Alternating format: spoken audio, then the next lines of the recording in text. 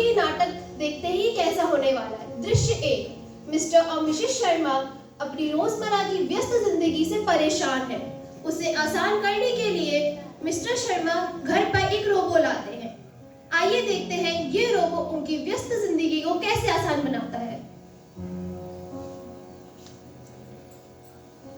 अरे सुनती हो चिंटू की मम्मी, मैं ले आया तुम्हारी सारी समस्याओं का हल, रोबो। चिंटू दौड़ता हुआ आता है। अरे अरे पापा, ये क्या है? बेटा ये रोबो है।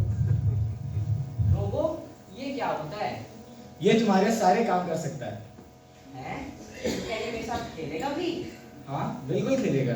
तो क्या ये सब्जी भी काटेगा? हाँ बिल्कुल काटेगा। और ये मेरा होमवर्क करने में मेरी मदद करेगा? हाँ ये बहुत समझदार है। तो क्या ये झाड़ू लगाने में भी मेरी मदद करेगा? अरे हाँ भाग्यवान।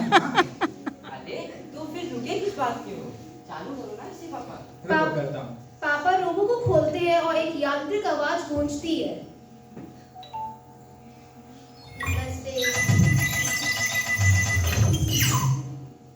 नमस्ते, मैं आपका एआई असिस्टेंट। बताइए मैं आपकी क्या सहायता करूं?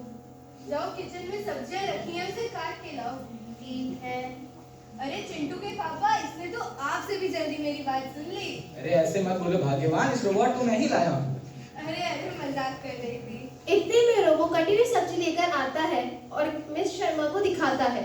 अरे वाह, इसने तो इतनी जल्दी सब्जी काट ली। तो क्या ये खाना भी बना सकता है? हाँ बिल्कुल, मगर मुझे तुम्हारे हाथ का ज्यादा पसंद है। अच्छा मैं ही बना देती हूँ। इतने में मिसेस शर्मा खाना बनाने चली जाती है।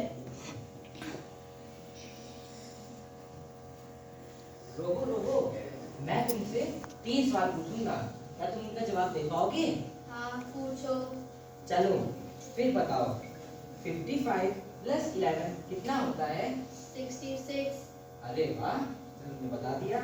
चलो दूसरा, 5 × 10 कितना होता है? 50। वाह। अब ये आखिरी सवाल, हमारे भारत को आजादी कब मिली थी? 15 अगस्त 1947 को। अरे वाह पापा, ये तो बहुत समझदार है, इसे तो सब पता है। बेशक ये रोबोट है। मैं अभी अपने दोस्तों को बता के आता हूँ। इतनी आवाजें सुनने के बाद दादाजी आते हैं और कहते हैं,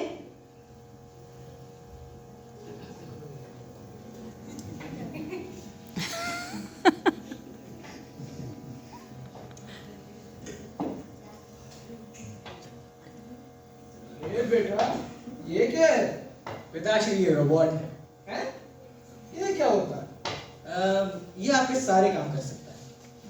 ये सब फालतू की चीजें हैं, हमारे जमाने में ये सब नहीं होता था।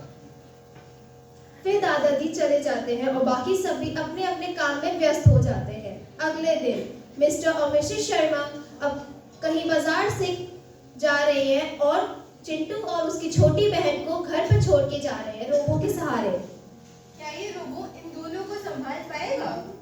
हाँ बिल्कुल, ये बहुत समझदार है। पर तब भी एक बार चिंटू को बोल दीजिए। चिंटू बेटा, हाँ पापा जी। तुम्हें अपनी बहन का ध्यान रखना है, वो अंदर सो रही है। और रोबो, तुम्हें इन दोनों का ध्यान रखना है। ठीक है। चलो फिर चल सकते हैं।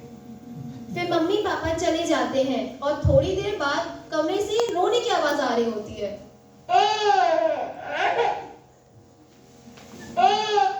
लगता है मेरी बहन सो के जाग गई है, वो रो रही है, देखता हूँ। चिंटू कमरे में जाता है और देखता है। अरे अरे नहीं नहीं, अरे ये क्या हो गया? नहीं नहीं नहीं, नहीं। बहुत वो मेरी बहन बिस्तर से गिर गई है, मैं क्या करूँ? वो रो रही है। चिंटू गिरी हुई चीजों को नहीं उठाते। ये क्या बोल रहा है? पापा वो मेरी बहन है, वो रो रही है। इसका मेरे अंदर कोई प्रोग्रामिंग नहीं हुई है। जाके किसी मानव से मदद ले। थोड़ी देर बाद चिंटू के मम्मी पापा आ जाते हैं और उसकी छोटी बहन को चुप कराते हैं। अरे ये क्या हुआ?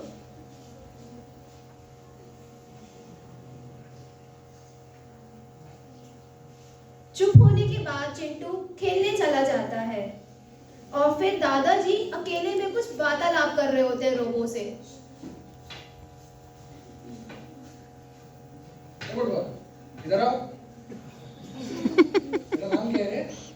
मेरा नाम रोबो है। तुम क्या कर सकती हो? जो भी आप कहें। अच्छा, ऐसा है। चलो रामायण सुनाओ। धर्मो रक्षति रक्षितः। धर्म की रक्षा करने पर धर्म आपकी रक्षा करता है। कैकेयी की कही राज छोड़ा बन गए राम। अच्छा, तुम्हें आता है। चलो, मुझे ये अखबार पढ़ के सुनाओ। मुझे सही से दिखाई नहीं देता।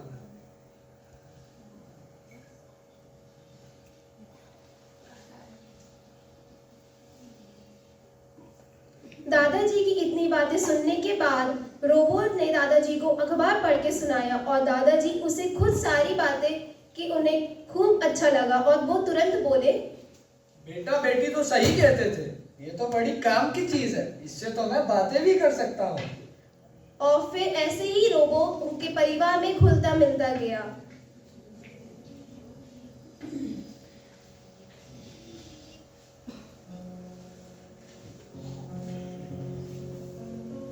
हम आशा करते हैं कि हमारा यह नाटक आपको सोचने और समझने का एक नया दृष्टिकोण दे पाया होगा। कृत्रिम बुद्धिमत्ता यानी एआई एक अद्भुत खोज है, लेकिन यह हमारी जिम्मेदारी भी है कि हम इसे सही दिशा में उपयोग करें।